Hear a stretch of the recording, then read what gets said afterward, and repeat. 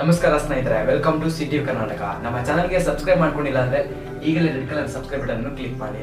ನಮ್ಮ ಹೊಸ ನೋಟಿಫಿಕೇಶನ್ಗಾಗಿ ಪಕ್ಕದಲ್ಲಿರೋ ಬೆಲ್ ಐಕಾನ್ ಅನ್ನು ತಪ್ಪದೇ ಕ್ಲಿಕ್ ಮಾಡಿ. ನಾವು ಮಾಡುವ ಪ್ರತಿ ಸುದ್ದಿ ನಿಮಗೆ ನೋಟಿಫಿಕೇಶನ್ ಮುಖಾಂತರ ಬರುತ್ತೆ. ಸ್ಯಾಂಡಲ್ವುಡ್ನಲ್ಲಿ ಕಳೆದ ವರ್ಷದಿಂದ ಮದುವೆಗಳ ಹಬ್ಬ ಅಂತಲೇ ಹೇಳಬಹುದು.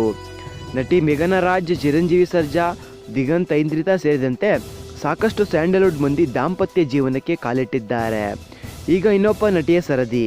ಯಾರಪ್ಪ ಅಂತಿದ್ದೀರಾ? ಹೌದು, ಅವರೇ ಹರಿಪ್ರಿಯಾ. ಹೌದು, ಹರಿಪ್ರಿಯಾ ಅರಿಶಿನ ಶಾಸ್ತ್ರವನ್ನು ಸಂಭ್ರಮದಲ್ಲಿದ್ದಾರೆ.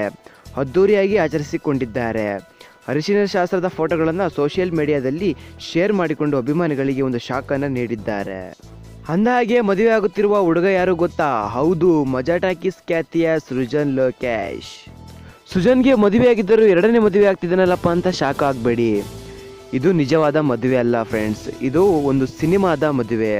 ಹೌದು, ಹರಿಪ್ರಿಯಾ ಹಾಗೂ ಸೃಜನ್ ಲೋಕೇಶ್ ಎಲ್ಲಿದ್ದೇ ಇಲ್ಲಿ ತನಕ ಎನ್ನುವ ಚಿತ್ರವನ್ನು ಮಾಡ್ತಾ ಇದ್ದಾರೆ ಫ್ರೆಂಡ್ಸ್.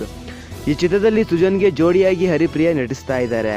ಈ ಚಿತ್ರದಲ್ಲಿ ಮದುವೆ ದೃಶ್ಯಗಳಿದ್ದು ಅದರ ಚಿತ್ರೀಕರಣ ವೇಳೆ ತೆಗೆದ ಫೋಟೋ ಇದಾಗಿದೆ ಫ್ರೆಂಡ್ಸ್.